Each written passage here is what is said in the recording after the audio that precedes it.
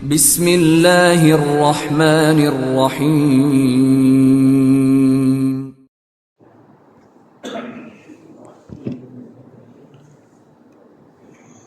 السلام عليكم ورحمة الله وبركاته.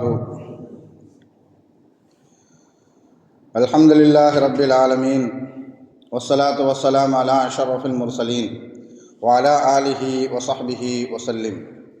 إن الحمد لله نحمده ونستعينه ونستغفره ونؤمن به ونتوكل عليه ونعوذ بالله من شرور أنفسنا ومن سيئات أعمالنا. من يهده الله فلا مضل له ومن يضلله فلا هادي له. وأشهد أن لا إله إلا الله وحده لا شريك له وأشهد أن محمدا عبده ورسوله. قال الله تعالى: يا أيها الذين آمنوا اتقوا الله حق تقاته ولا تموتن إلا وأنتم مسلمون.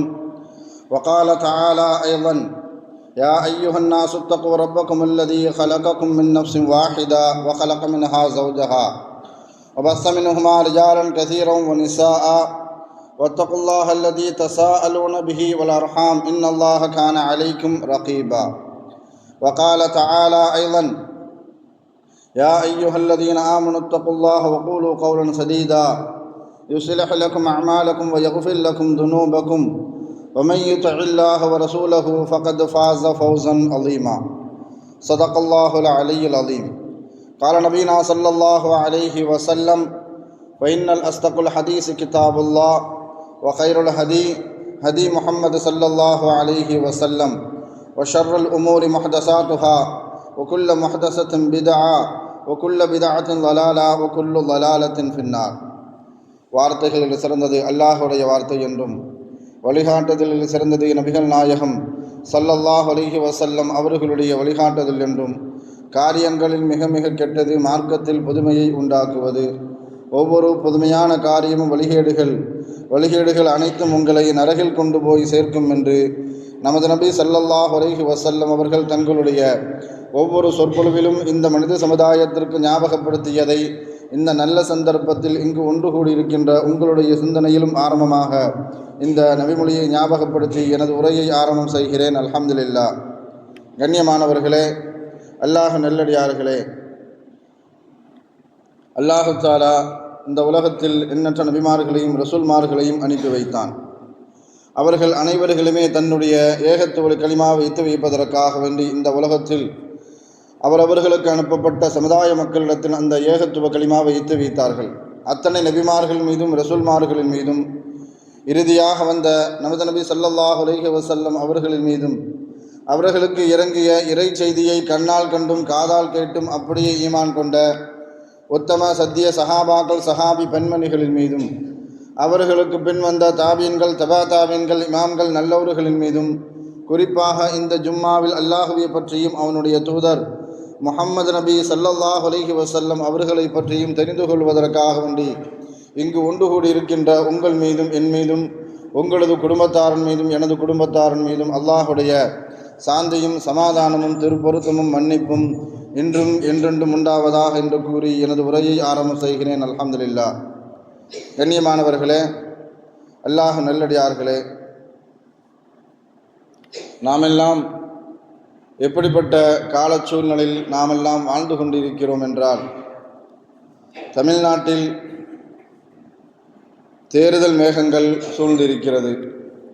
உலகம் முழுவதும் போர் மேகங்கள் சூழ்ந்திருக்கிறது. மாத்திரமல்ல, போர் பதட்டமும் வெடிகுண்டு சத்தத்துக்கும் மத்தியில் பல உலகுட நாடுகளில் வாழக்கூடிய மக்கள் வாழ்ந்து கொண்டிருக்கின்றார்கள்.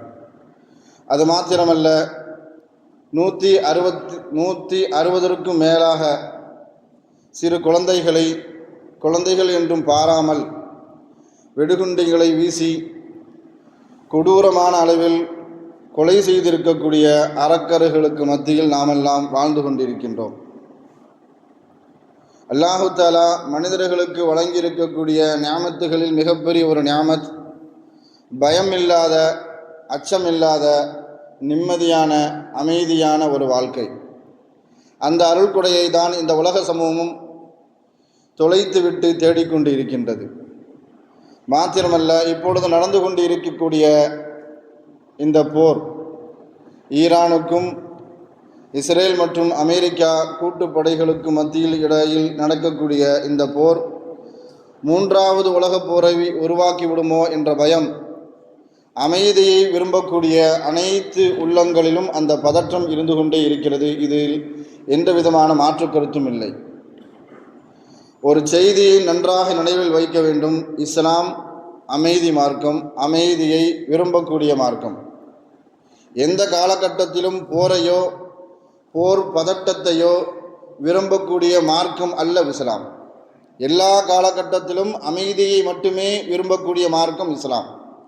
ஆனால் இஸ்லாத்தில் நடந்த நபி ஸல்லல்லாஹு அலைஹி வஸல்லம் அவர்கள் காலத்தில் நடந்த அனைத்து போர்களுமே இஸ்லாத்தின் மீதும் நபியின் மீதும் திணிக்கப்பட்ட போர்கள், தற்காப்புக்காக நடத்தப்பட்ட போர்கள்.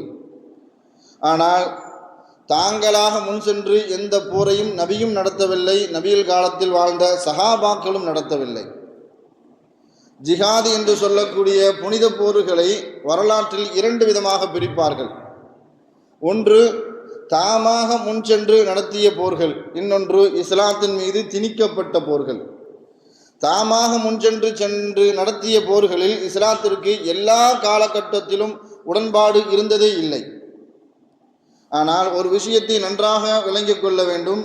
இப்பொழுதும் நடந்து கொண்டு இருக்கக்கூடிய இந்த காலகட்டத்தில் நடந்து கொண்டு இருக்கக்கூடிய அனைத்து போர்களிலுமே நாடு பிடிப்பதற்காக வேண்டி, தன்னுடைய ஆட்சி அதிகாரத்தை விரிவுபடுத்துவதற்காக வேண்டியும், வல்லாதிக்கத்தையும் சர்வாதிகாரத்தையும் மற்ற நாடுகளின் மீது காட்டுவதற்காக வேண்டியும், திணிப்பதற்காக வேண்டியுமே இப்போ நடக்கக்கூடிய போர்கள் அனைத்துமே நடந்து கொண்டு இருக்கிறது. இதில் எந்த விதமான மாற்று கருத்தும் இல்லை. ஆனால் ஸல்லல்லாஹு அலைஹி வஸல்லம் அவர்கள் காலகட்டத்தில் நடந்த எல்லா போர்களுமே வலுக்கட்டாயமாக வம்பாக முஸ்லிம்கள் மீது திணிக்கப்பட்ட போர்கள் தானே தவிர, தானாக முன்சென்று இஸ்லாத்தினுடைய பரப்பளவை பரப்புவதற்காக வேண்டியோ அல்லது நாடு பிடிப்பதற்காக வேண்டியோ எந்த காலகட்டத்திலும் முஸ்லிம்கள் போரிட்டதில்லை. ஆனால் ஒரு விஷயத்தை நன்றாக அல்லாஹும் ரசூலும் ஒரு விஷயத்தை நன்றாக வலியுறுத்தி கூறுவார்கள். வம்பாக வீணாக முஸ்லிம்கள் மீது ஒரு போர் தொடுக்கப்பட்டால் அல்லது திணிக்கப்பட்டால் அதில் எதிர்கொண்டு உறுதியாக நின்று போர் செய்ய வேண்டும் என்பது இஸ்லாத்தினுடைய கட்டாய கடமை. அது மாத்திரமல்ல, அதிலிருந்து யார் புதமருகிட்டு ஓடுவார்களோ அவர்கள் பெரும்பாவங்கள் செய்தவர்களாக கருதப்படுவார்கள் என்பதாக குர்ஆனும் அதைத்தான் வலியுறுத்துகிறது. நபிகளார்களுடைய ஸல்லல்லாஹு அலைஹி வஸல்லம் அவர்களுடைய நபிமொழிகளும் இதைத்தான் வலியுறுத்துகிறது. உலகத்தில் வாழக்கூடிய எல்லா துறைகளுக்கும் ஸல்லல்லாஹு அலைஹி வஸல்லம் அவர்கள் வழிகாட்டி இருக்கிறார்கள். அதே போன்று ஸல்லல்லாஹு அலைஹி வஸல்லம் அவர்கள் போருக்கும் வழிகாட்டி இருக்கிறார்கள். போர் எப்படி செய்ய வேண்டும், போரில் கலந்து கொள்ளக்கூடிய ஒரு போர் வீரர் போர்க்களத்தில் எப்படி நடந்து கொள்ள வேண்டும், போர் கைதிகள் எப்படி நடந்து கொள்ளப்பட வேண்டும் என்பதை பற்றியும் ஸல்லல்லாஹு அலைஹி வஸல்லம் அவர்கள் வழிகாட்டி இருக்கிறார்கள். ஆனால் இன்று உலகத்தில் பேசக்கூடிய ஜனநாயகமாக இருந்தாலும் சரி, மனிதநேயமாக இருந்தாலும் சரி, அனைத்தும் போலியாகவே பொய்யாகவே பரப்பப்படுகிறதே தவிர எதிலும் உண்மைத்தனமான ஒரு விஷயம் இல்லவே இல்லை.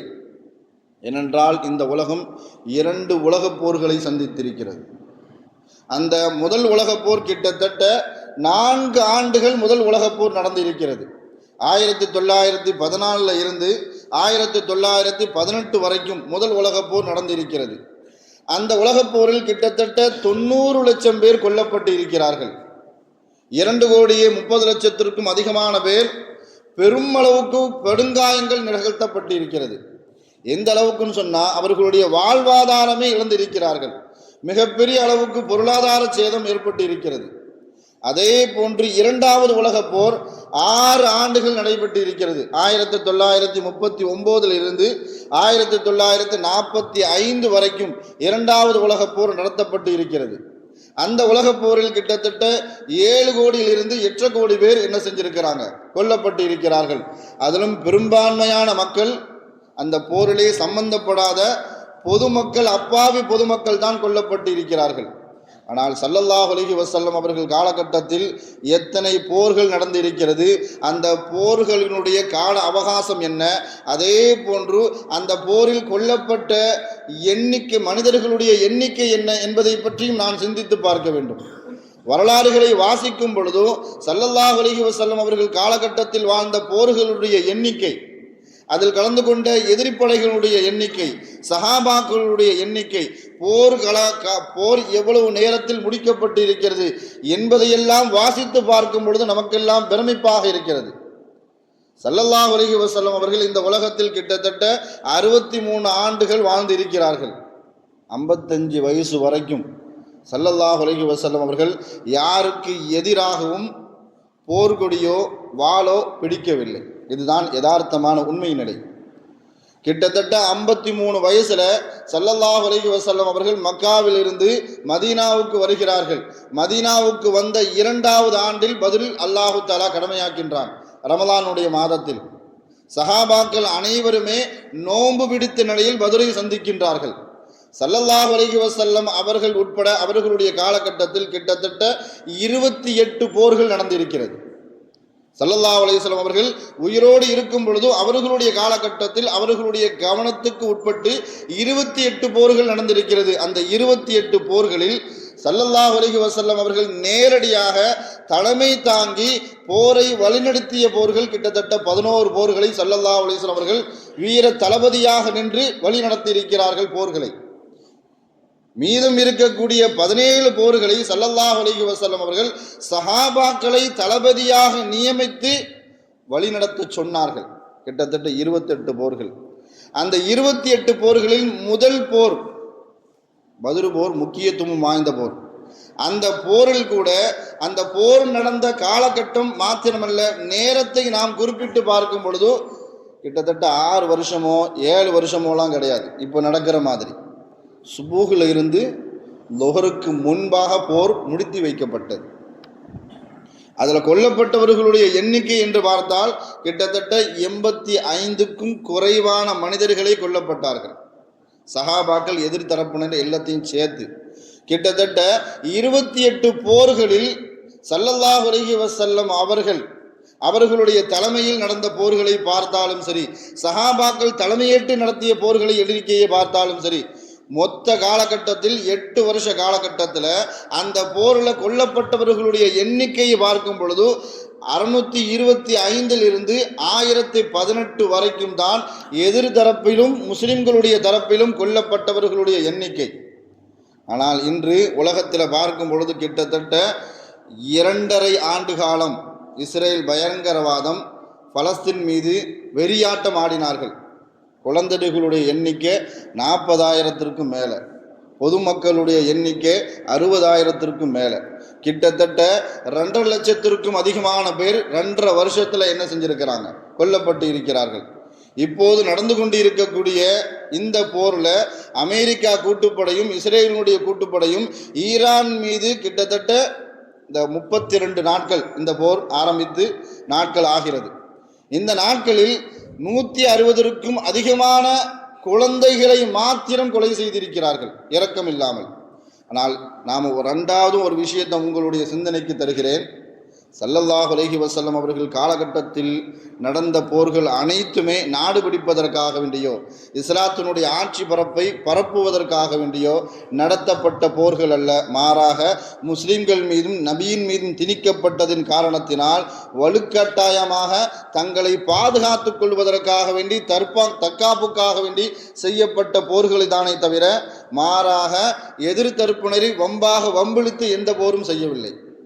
ஆனால் இஸ்லாத்தில் நடந்த அனைத்து போர்களிலும் இந்த சமூகத்திற்கு மிகப்பெரிய பாடங்களும் படிப்பினைகளும் இருக்கிறது. அதில் நாம் எடுத்துக்கொண்டோமோ இல்லையோ, ஆனால் உலக நாடுகளில் எத்தனை நாடுகளில் இராணுவம் இருக்கிறதோ அந்த இராணுவத்தில் கல்லூரி இருக்கிறதோ, இராணுவ கல்லூரி எந்தெந்த நாட்டுகளிலெல்லாம் இருக்கிறதோ அனைத்து கல்லூரிகளிலும் ஸல்லல்லாஹு அலைஹி வஸல்லம் அவர்கள் தலைமை தாங்கி நடத்திய அனைத்து போர்களிலுமே பாடமாக வைத்திருக்கிறார்கள். இன்னும் குறிப்பாக சொல்ல போகிறதா இருந்தால் உலக நாடுகளிலேயே இராணுவ கல்லூரி சிறந்த முறையில் நடக்கக்கூடிய 2 கல்லூரிகளை எடுத்துக்கொண்டால் 2 கல்லூரியுமே அமெரிக்காவில் தான் இருக்கிறது. ஒன்று யூஎஸ் அகாடமி, என்று சொல்லக்கூடிய ஒரு கல்லூரி, இன்னொரு நேவா வார் என்று சொல்லக்கூடிய ஒரு கல்லூரி. 2 கல்லூரிகளிலுமே பத்ரு முதல் ஸல்லல்லாஹு அலைஹி வஸல்லம் அவர்கள் எத்தனை போர்களை தலைமை தாங்கி நடத்தினார்களோ அத்தனை போர்களிலுமே பாடமாக பத்ரில் ஸல்லல்லாஹு அலைஹி வஸல்லம் அவர்களுக்கு எப்படி வெற்றி கிடைத்தது, கந்தக்கில் எப்படி வெற்றி கிடைத்தது, தபூக்கில் எப்படி வெற்றி கிடைத்தது, ஹுனைனில் எப்படி வெற்றி கிடைத்தது என்பதாக ஸல்லல்லாஹு அலைஹி வஸல்லம் அவர்கள் தலைமை தாங்கி நடத்திய அனைத்து போர்களிலுமே அமெரிக்காவில் இருக்கக்கூடிய இராணுவ கல்லூரிகளில் அவர்களுக்கு பாடமாக எடுக்கப்படுகிறது. இன்னும் சொல்ல போனால் முஅத்தா என்று போர் ஸல்லல்லாஹு அலைஹி வஸல்லம் அவர்கள் சஹாபாக்களை வழி அனுப்பி வைத்த ஒரு போர். அந்த போரை பாடமாக வைத்துத்தான் இன்றளவுக்கும் ஈரான் போர் செய்து கொண்டிருக்கிறது. எந்த அளவுக்குன்னு சொன்னால் ஸல்லல்லாஹு அலைஹி வஸல்லம் அவர்கள் முஅத்தாவுக்கு சஹாபாக்களை அனுப்பி வைக்கும் பொழுது சில உபதேசங்களை செய்தார்கள். அதில் முதல் உபதேசமே நாம் சண்டைக்காக வேண்டி செல்லவில்லை. முதல் விஷயத்தை என்ன செய்கிறாங்க, ஸல்லல்லாஹு அலைஹி வஸல்லம் அவர்கள் எடுத்துரைக்கிறார்கள். ஜுபைர் என்று சொல்லக்கூடிய ஒரு சஹாபி அவர்கள் தூதுவராக அனுப்பி வைத்தார்கள். ஒரு நாட்டுக்கு என்ன செய்கிறாங்க, தூதுவராக அனுப்பி வைக்கிறார்கள். அந்த தூதுவரை கொலை செய்வது மிகப்பெரிய ஒரு தேச துரோகம். அவர்கள் கொலை செய்து விட்டார்கள். அதை கேட்பதற்காக வேண்டி, அதற்குண்டான நியாயத்தை பெறுவதற்காக வேண்டி நீங்கள் அனுப்பி வைக்கப்படுகிறீர்கள். அந்த போரில் உங்களை எதிர்த்து நின்றால், ஸல்லல்லாஹு அலைஹி வஸல்லம் அவர்களுடைய வார்த்தையை கவனிக்கணும், உங்களை அவர்கள் எதிர்த்து நின்றால் அவர்களை எதிர்த்து நீங்கள் போர் செய்யுங்கள் என்று சொல்லிவிட்டு ஸல்லல்லாஹு அலைஹி வஸல்லம் அவர்கள் உங்களுக்கு முதல் தளபதியாக ஸைத் இப்னு ஹாரிஸா அவர்கள் அந்த படைக்கு தலைமை தாங்குவார். 2வது தளபதியாக ஜாபிர் இப்னு அபீ தாலிப் ரலியல்லாஹு அவர்கள் 2வது தளபதியாக அந்த போருக்கு தலைமை தாங்குவார். அவரும் கொல்லப்பட்டு விட்டால் 3வது தளபதியாக அப்துல்லா இப்னு ரவாஹா ரலியல்லாஹு அவர்கள் அந்த போருக்கு தலைமை தாங்குவார்கள் என்பதாக. அமெரிக்கா ஆரம்பத்தில் ஈரான் மீது போர் தொடுக்கும் பொழுதோ அந்த ஈரானுடைய அதிபதியாக இருந்த கமேனி அவர்கள் கொல்லப்பட்ட உடனேயே ஈரான் அப்படியே அமைங்கிவிடும். அது மாத்திரமல்ல, ஈரான் நாட்டுக்குள்ளே உள்நாட்டு கலவரம் ஏற்பட்டு அவர்களுக்குள்ளே சண்டையிட்டு நம்மிடத்தில் மண்டியிட்டு விடுவார்கள் என்ற நோக்கத்தில் தான் அவர்களை இப்போ ஸ்டேட்மெண்ட் கொடுத்துருக்குறாங்க. கிட்டத்தட்ட 3 நாள்ல அவர்கள் எங்களுடைய கைக்குள் வந்து விடுவார்கள், கைக்குள் அகப்பட்டு விடுவார்கள் என்ற நோக்கத்தில் தான் நாங்கள் ஆரம்பத்தில் ஈரான் மீது தாக்குதல் நடத்தினோம் என்பதாக. நேற்றைய முன்தினம் கூட ட்ரம்ப் என்ன செஞ்சிருக்கிறார், பேட்டி கொடுத்திருக்கிறார் மீடியாவுக்கு. அப்படி சொல்லி காட்டும் பொழுது, ஆனால் ஈரானுடைய அவர்களுடைய போர் தந்திரமே முஅத்தாவினுடைய போர் வழிகாட்டுதலின் மூலமாகத்தான். ஒரு ஆள் கொல்லப்பட்டு விட்டார், ஒரு நாட்டினுடைய அதிபதி, அந்த போரினுடைய தளபதி கொல்லப்பட்டு விட்டால் அடுத்தடுத்த கட்ட தலைவர்களை நியமித்து நாங்கள் அந்த போரை நடத்தி முடிப்போம் என்பதாகத்தான் அவர்களுடைய ஸ்டேட்மெண்ட். ஆனால் இந்த வழிகாட்டு முறைதான் நம்மிடத்தில் இருக்கக்கூடிய கட்சிகளுக்கும் தேவை. இந்த வழிகாட்டு முறைதான் நம்மிடத்தில் இருக்கக்கூடிய இயக்கங்களுக்கும் தேவை. இது இல்லாமல் தமிழ்நாட்டில் எத்தனை கட்சிகள் உடைந்திருக்கிறது, சின்ன பின்னமாக ஆக்கப்பட்டு இருக்கிறது என்பதை நாம் நிகழ்காலத்தில் பார்த்து கொண்டு இருக்கிறோம்.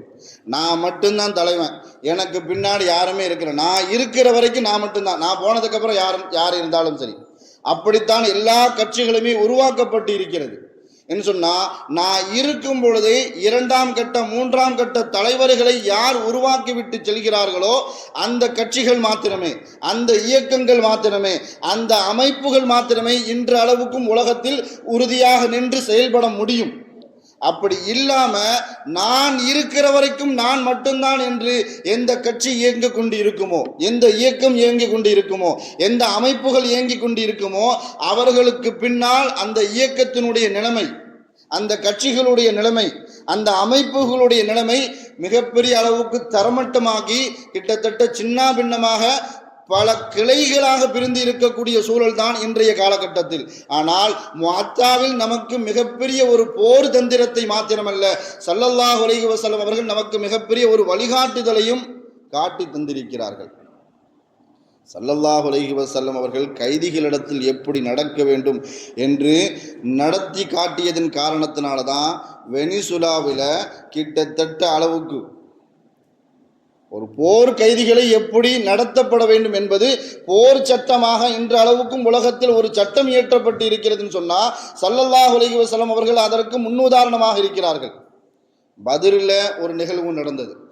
பத்ருக்கு பின்னாடி மதீனாவிலும் சரி மக்காவிலும் சரி மிகப்பெரிய அளவுக்கு தாக்கத்தை ஏற்படுத்தியிருந்தது.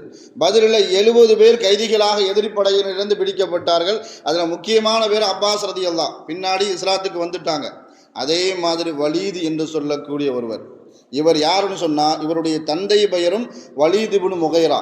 வலீது இப்னு முகைரா அவருடைய மகன் வலீது. இவருடைய தந்தையை ஜிப்ரீல் அலைஹிஸ்ஸலாம் அவர்கள் தன்னுடைய இறக்கையிலான என்ன செஞ்சாங்க, கொன்றார்கள்.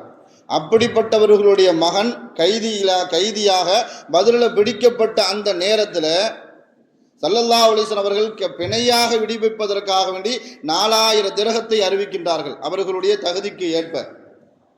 மக்காவில் அபூ சுஃபியான் பேசுகிறார், நாம் பத்ரில் பல பேரை இழந்து விட்டோம், நாம் என்ன செய்யக்கூடாது, அடுத்து முஸ்லிம்களை பழிவாங்கிற வரைக்கும் யாரும் அழக்கூடாது. தனக்குத்தானே சத்தியமிட்டு கொண்டார் அபூ சுஃபியான், நான் தலையில் என்ன செய்ய மாட்டேன், எண்ணெய் தேய்க்க மாட்டேன், மனைவியோடு வீடு கூட மாட்டேன், யாரும் அழக்கூடாது. அந்த வெறி நம்மளுடைய உள்ளத்தில் இருக்கின்ற வரைக்கும் நாம் முஸ்லிம்களை எளிதில் பழிவாங்கி விடலாம் என்ற சூழலோடு ஒவ்வொரு நாளும் மக்களுக்கு மத்தியில் பிரச்சாரம் செய்து கொண்டு இருந்தார் அபூ சுஃபியான். அந்த மாதிரி கால சூழலில் தான் நமக்கு வலீது கட்டாயமாக வேண்டும் என்பதாக வலீதுக்குண்டான அந்த பிணைத்தொகையை 4000 கொடுத்து மதீனாவுக்கு அபூ சுஃபியான் 2 பேரை அனுப்பி வைக்கிறாரு.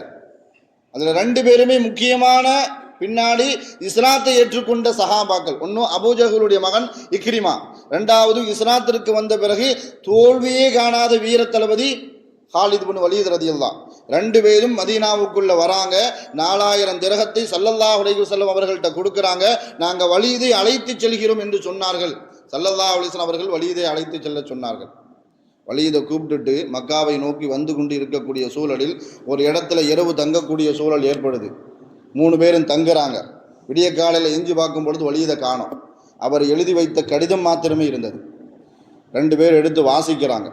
வாசிக்கும் போது அதில் எழுதப்பட்ட வாசகம் என்றால், நான் 15 நாள் முஸ்லிம்களோடு பயணித்தேன், அவர்களோடு வாழ்ந்து இருக்கிறேன்.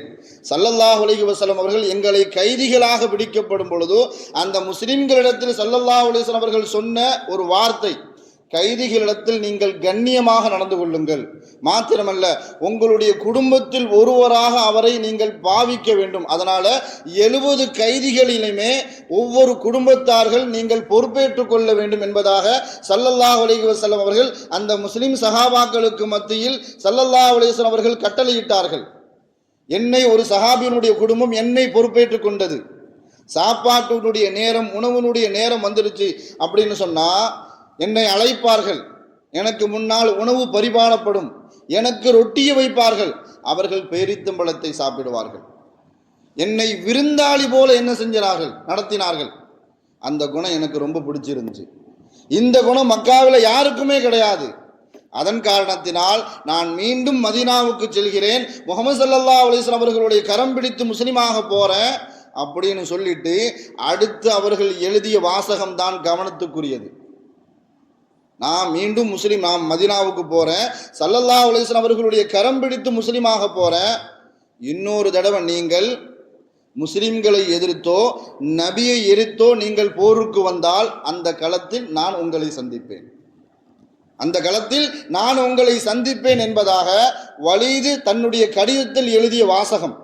ஸல்லல்லாஹு அலைஹி வஸல்லம் அவர்கள் இந்த போர் கைதிகளாக பிடிக்கப்பட்ட எந்த கைதிகளிடத்திலும் மிகப்பெரிய அளவுக்கு கொடூரமாக நடக்க சொல்லல, நடக்கவும் இல்லை.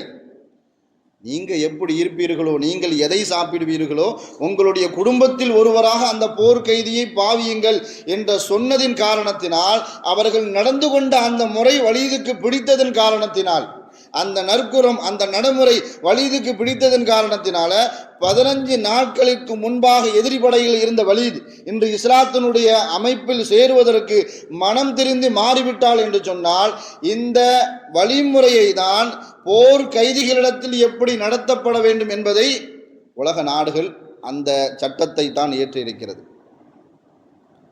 நாம் ஒரு விஷயத்தை சிந்திச்சு பார்க்கணும். ஸல்லல்லாஹு அலைஹி வஸல்லம் அவர்கள் ஆரம்ப காலகட்டத்தில் இருந்து போர் கைதிகளிடத்தில் எப்படி நடக்க சொன்னார்களோ அதே மாதிரி தான் சஹாபாக்கள் நடந்து கொண்டார்கள். இந்த குணத்தை பார்த்துத்தான் பல பேர் இஸ்லாத்தின் பக்கம் விரைந்து வந்தார்கள்.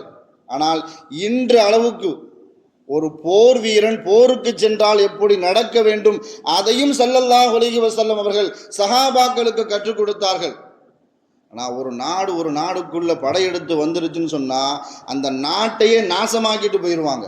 நான் ஸல்லல்லாஹு அலைஹி வஸல்லம் அவர்கள் முஅத்தா போருக்கு மாத்திரமல்ல எல்லா போர்களுக்கும் சஹாபாக்களை அனுப்பி வைக்கும் பொழுது அவர்கள் சொன்ன வாசகம், அங்கு இருக்கக்கூடிய கட்டடங்களை நீங்கள் சேதப்படுத்தக்கூடாதுன்னு சொல்லுவாங்க. எந்த கட்டிடங்களையும் நீங்கள் சேதப்படுத்தக்கூடாது, அவர்கள் வணங்கக்கூடிய வணக்கஸ்தலங்களை நீங்கள் சேதப்படுத்தக்கூடாது. ஆனால் இந்தியாவை பொறுத்த வரைக்கும் எந்த மாதிரி கால சூழல்னு சொன்னால், ஒரு இடத்த கலவரத்தை ஏற்படுத்துவதற்காக வேண்டி பாசிச சிந்தனைவாதிகள் முடிவு செய்து விட்டார்கள் சொன்னால், வெளியூரில் இருந்து ஆள் இறக்கப்பட்டு முஸ்லிம்கள் வாழக்கூடிய பகுதிகளில் முஸ்லிம்களுடைய கடைகள் எது, முஸ்லிம்களுடைய நிறுவனங்கள் எது, அவர்கள் பயணிக்கக்கூடிய சம்பாதிக்கக்கூடிய நிறுவனங்கள் எது என்றெல்லாம் பட்டியலிட்டு அவர்களிடத்தில் பட்டியல் கொடுத்ததற்கு அப்புறம்தான் அந்த இடத்துல கலவரமே ஏற்படுத்தப்படுகிறது. கிட்டத்தட்ட பிரியாணி அண்டாக்கள் எல்லாம் திருடப்படுகிறது. முஸ்லிம்கள் வாழக்கூடிய பகுதிகளில் முஸ்லிம்கள் கடைகள் மாத்திரம் சூறையாடப்படுகிறது. அவர்களுடைய பொருளாதாரம் மிகப்பெரிய அளவுக்கு சேதமாக்கப்படுகிறது. ஆனால் ஸல்லல்லாஹு அலைஹி வஸல்லம் அவர்கள் ஒரு இடத்துக்கு போர் செய்வதற்காக வேண்டி முஸ்லிம்களை அனுப்பி வைத்தால் சொல்லக்கூடிய முதல் வாசகம், அங்கு இருக்கக்கூடிய கட்டிடங்களை நீங்கள் சேதப்படுத்தக்கூடாது. இரண்டாவது, ஸல்லல்லாஹு அலைஹி வஸல்லம் அவர்கள் சொல்லி காட்டுவார்கள், பெண்களை நீங்கள் கொலை செய்யக்கூடாது. எக்காரணத்தை கொண்டும் பெண்களை கொலை செய்யக்கூடாது. ஆனால் 2.5 ஆண்டு காலம் இஸ்ரேல் பலஸ்தீன் மீது நடத்திய வெறியாட்டத்தில் எத்தனையோ தாய்மார்கள் கொல்லப்பட்டார்கள், ஷஹீதாக்கப்பட்டார்கள். இரண்டாவது ஸல்லல்லாஹு அலைஹி வஸல்லம் அவர்கள் சொல்ல காட்டியது அதே மாதிரி குழந்தைகளை கொலை செய்யக்கூடாது. யூதர்கள் ஆரம்பத்தில் குறிவைக்கிறது குழந்தைகளை மாத்திரம்தான். நடந்த எல்லா போர்களில் எடுத்துக்கொண்டாலும் சரி, யூதர்கள் முதல் படியாக அவர்கள் குறிவைத்துக் கொள்வது குழந்தைகளை மாத்திரம்தான் குறிவைத்துக் கொள்வார்கள். ஸல்லல்லாஹு அலைஹி வஸல்லம் அவர்கள் 4ஆவதாக சொல்லி காட்டினார்கள், மரத்தை நீங்கள் வெட்டக்கூடாது என்பதாக. ஒரு போராட்டத்தை அரசாங்கத்தினுடைய கவனம் நமக்கு பெறணும் அப்படின்னு சொன்னால் பஸ் மறியல், சாலை மறியல் அப்படின்னு சொல்லிட்டு போவாங்க. அது ஒரு கிராம பகுதியில் மரங்கள் நிறைய இருக்கக்கூடிய பகுதியில் ஒரு போராட்டம் நடக்குதுன்னு சொன்னால், ரோட்டோரத்தில் இருக்கக்கூடிய மரங்களை வெட்டி ரோட்டை மறைச்சு தான் என்ன செய்கிறாங்க, போராட்டமே நடத்தப்படுகிறது. ஏன்னு சொன்னால் நம்ம போராட்டம் அரசாங்கத்தினுடைய கவனத்தை பெற வேண்டும். ஆனால் ஸல்லல்லாஹு அலைஹி வஸல்லம் அவர்கள், நீங்கள் எந்த போருக்கு சென்றாலும் சரி கட்டிடங்களை இடிக்கக்கூடாது, பெண்களை கொலை செய்யக்கூடாது, பெரியவர்களை கொலை செய்யக்கூடாது, குழந்தைகளை கொலை செய்யக்கூடாது, மரங்களை வெட்டக்கூடாது, அங்கு இருக்கக்கூடிய மத குருமார்களை நீங்கள் கொலை செய்யக்கூடாது என்பதாக போர் வீரர்களிடத்தில் சஹாபாக்களிடத்தில் உபதேசம் செய்த பிறகுதான் ஸல்லல்லாஹு அலைஹி வஸல்லம் அவர்கள் சஹாபாக்களை போருக்கு அனுப்பி வைப்பார்கள். நான் இன்றைய காலகட்டத்தில் எந்த அளவுக்கு போர் செய்யக்கூடிய செயல்பாடுகள் அனைத்தும் பின்பற்றப்படுகிறதா என்பது கேள்விக்குறிதான். ஆனால் ஒரே ஒரு விஷயத்தை நாம் சிந்திச்சு பார்க்கணும், ஏன் அரபுகளிடத்தில் மாத்திரம் யூதர்கள் போர் செய்கிறார்கள்? அல்லாஹ் சொல்லக்கூடிய 2 காரணம் மட்டும்தான். ஸல்லல்லாஹு அலைஹி வஸல்லம் அவர்கள் ஒரு காரணம் சொல்லி காட்டுவார்கள், அல்லாஹ் சொல்லக்கூடியது 2 காரணம். இந்த காரணத்திற்காக மாத்திரம்தான் யூதர்கள் முஸ்லிம்களிடத்தில் தாக்குதல் நடத்தி கொண்டே இருக்கிறார்கள் என்று சொல்லுவதற்கு அல்லாஹ் சொல்லக்கூடிய 2 காரணம். சூரத்து பனி இஸ்ராயீலுடைய முதல் வசனத்திலே அல்லாஹு தஆலா சொல்லி காட்டுவான், சுப்ஹானல்லதி அஸ்ரா பி அப்திஹி லைலம் மினல் மஸ்ஜிதில் ஹராம் இலல் மஸ்ஜிதில் அக்ஸா பாரக்னா ஹவுலா.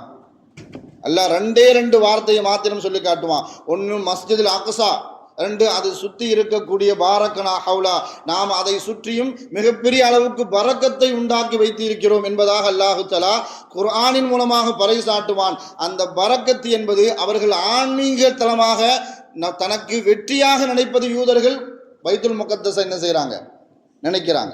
2வது, அந்த வெற்றியை வசப்படுத்தி கொண்டால் தங்களுடைய வாழ்வாதாரத்திற்காக வேண்டி பெட்ரோலியம் நமக்கு கண்டிப்பாக தேவை, அதை தனக்குள் ஆக்கிக் கொள்வதற்காக வேண்டி யூதர்கள் இதுவரைக்கும் ஈராக்கினுடைய அதிபர் சதாம் ஹுசனை கொலை செய்யும் பொழுதும் அவர்கள் சொன்ன வார்த்தை, அங்கே மனித குலத்தை அழிக்கக்கூடிய அளவுக்கு மிகப்பெரிய அளவுக்கு அணு ஆயுதத்தை வைத்திருக்கிறார். அவர்களால் உருவாக்கப்பட்ட நீதிமன்றத்தில் அவரை நிறுத்தி குற்றம் சாட்டி தூக்கு தண்டனை ஏற்படுத்திய பிறகு அவர்கள் சொன்னது ஈராக்கில் அணு ஆயுதமே இல்லை. அவர்களுடைய நோக்கம் பெட்ரோலியம். அதே மாதிரி வெனிசுலா அதிபரை கைது செய்து கொண்டு வரும் பொழுது உலக மன்றத்தில் இவர் மிகப்பெரிய அளவுக்கு போதைப் பொருட்களை விற்று வருகிறார். இந்த நாடு தான் அதற்கு மிகப்பெரிய அளவுக்கு காரணமாக இருக்கிறது. இப்போ வெனிசுலா அதிபர் என்ன ஆனார்னே தெரியல, எந்த மீடியாவும் அதை பற்றி பேசுறதும் இல்லை. ஆனால் அவர்களுடைய நோக்கம் வெனிசுலாவில் இருக்கக்கூடிய பெட்ரோலியம் அவர்களுக்கு தேவை. அதே மாதிரி ஈரானின் மீது முதல்ல அடிக்கும் பொழுது இவர்கள் சொன்னது ஈரானும் ஈராக்கை போன்று மிகப்பெரிய அளவுக்கு அணு ஆயுதத்தை வைத்திருக்கிறது.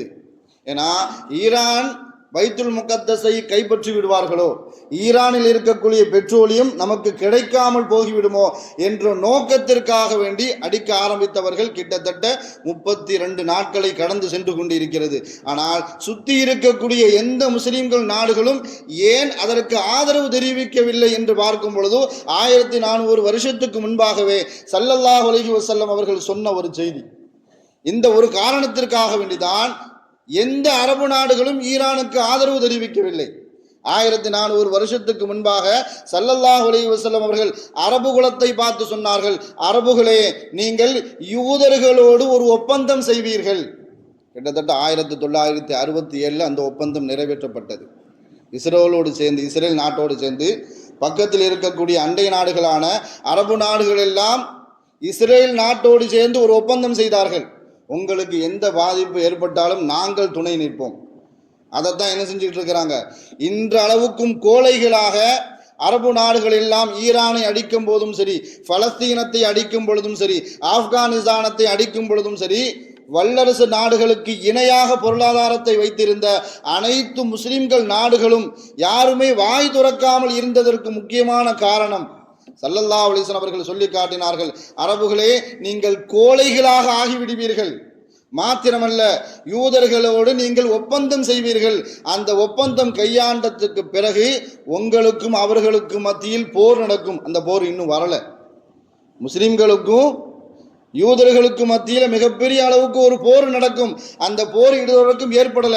ஆனால் ஏற்படுவதாக இருந்தால் ஸல்லல்லாஹு அலைஹி வஸல்லம் அவர்கள் இன்னொரு விஷயத்தையும் சொல்லி காட்டினார்கள், உங்களுக்கு தைரியம் வர வேண்டும். அந்த தைரியம் அரபு நாடுகளுக்கு இல்லை. ஏன்னு சொன்னா வகன் என்று சொல்லக்கூடிய உலக ஆசை உங்களுடைய உள்ளத்தில் வந்துவிடும். அதன் காரணத்தினால் உலகத்தை நீங்கள் விரும்புவீர்கள், மாத்திரமல்ல மரணத்தை நீங்கள் வெறுப்பீர்கள். இதன் காரணத்தினால் உங்களை எதிர்க்கக்கூடியவர்களுடைய உள்ளத்தில் நான் ருஅபை எடுத்து விடுவேன். அல்லாஹ் சொன்னதை ஸல்லல்லாஹு அலைஹி வஸல்லம் அவர்கள் சொல்லி காட்டினார்கள். அல்லாஹு தாலா முஸ்லிம்களுடைய உள்ளத்தில் வகனம் போட்டு விடுவான். ஏற்கனவே முஸ்லிம்களை எதிர்க்க வேண்டும் என்று நினைக்கக்கூடிய எதிரிகளுடைய உள்ளத்தில் ருஅபை அல்லாஹு தாலா வச்சிருக்கிறான். இவனை தொட்டா நாம கெட்டுருவோமோ அப்படிங்கிற ஒரு பயத்தை எதிரிகளுடைய உள்ளத்தில் அல்லாஹு தாலா ஏற்படுத்தி வைத்திருக்கிறான். அதை எப்போ முஸ்லிம்களுடைய உள்ளத்தில் வகன் வந்து விடுமோ, உலக ஆசையும் மரணத்தின் மீது ஒரு பயமும் வந்து விடுமோ, அப்பொழுது நம்மை எதிர்க்கக்கூடிய எதிரிகளுடைய உள்ளத்தில் அல்லாஹு தஆலா ருஅபை எடுத்து விடுவான், அந்த பயத்தை எடுத்து விடுவான். அதுதான் இன்றளவுக்கும் சமகால கட்டத்தில் நாம் பார்த்து கொண்டு இருக்கக்கூடிய யூதர்களுடைய உள்ளத்தில் அல்லாஹ் என்ன செஞ்சிட்டான், பயத்தை எடுத்துட்டா. முஸ்லிம்கள் நாடுகளை ஆட்சி செய்யக்கூடிய முஸ்லிம்களுடைய ஆட்சியாளர்களுடைய உள்ளத்தில் அல்லாஹு தஆலா வகனை கொண்டு வந்து விட்டான். அல்லாஹ் சொல்ற மாதிரி 2 விஷயத்திற்காக வேண்டிதான் முஸ்லிம்களுடைய நாடுகளை யூதர்கள் சுற்றி சுற்றி அடிப்பதற்குண்டான 2 காரணம். ஒன்று பைத்துல் முகத்தஸ், 2வது அல்லாஹ் சொல்லக்கூடிய பரக்கத்தான அந்த பெட்ரோலிய வளம். இதற்காக வேண்டிதான் அவர்கள் முஸ்லிம்கள் மீது மீண்டும் மீண்டும் தாக்குதல் நடத்தி கொண்டு இருக்கிறார்கள். முஸ்லிம்கள் வாய் மூடி இருப்பதற்குண்டான காரணம் ஸல்லல்லாஹு அலைஹி வஸல்லம் அவர்கள் சொல்லக்கூடிய முஸ்லிம்களுடைய உள்ளத்தில் இருக்கக்கூடிய வகன், எதிரிகளுடைய உள்ளத்தில் எடுக்கப்பட்ட ருஅப். அல்லாஹ் பாதுகாக்க வேண்டும். அல்லாஹு தாலா முஸ்லிம்களுடைய உள்ளத்தில் மறுமை சிந்தனையும் அல்லாஹ் பற்றி உண்டான பயத்தையும் மற்றவர்கள் மீது உண்டான இரக்கத்தையும் அல்லாஹு தாலா ஏற்படுத்தி நாம் அதன் காரணத்தினால நாம் அல்லாஹுவை பயப்படுவதன் காரணத்தினால் அல்லாஹு தாலா நம்மளுடைய எதிரிகளுடைய உள்ளத்தில் ரோபை நிரந்தரமாக வைப்பானாக என்று கூறி வாழும் காலமெல்லாம் மருத்துவமனை கஷ்டங்கள், அதன் செலவுகள், சிரமங்கள் அனைத்தை விட்டும் அல்லாஹு தாலா நம்மை நிரந்தரமாக பாதுகாப்பானாக. வாழும் காலமெல்லாம் நோய் நொடிகள் இல்லாமல் உடல் ஆரோக்கியத்தோடு மன நிறைவோடு இன்பத்தோடு அல்லாஹுவை நின்று வணங்கி வழிபட்டும் வாழும் நசீபை எல்லாம் அல்லாஹ் உங்களுக்கும் எனக்கும் நம்மை ஈண்டெடுத்த தாய் தந்தையர்களுக்கும் நம் மனைவி மக்கள் உற்றார் உறவினர் யாவருக்கும் கொடுத்து அல்புரிவானாக என்று கூறி எனது வார்த்தையை நிவர்த்தி செய்கிறேன். வாஹிரு தாவானா அல்ஹம்துலில்லாஹி ரப்பில் ஆலமீன். அஸ்ஸலாமு அலைக்கும் வரஹ்மத்துல்லாஹி வபரகாத்துஹு.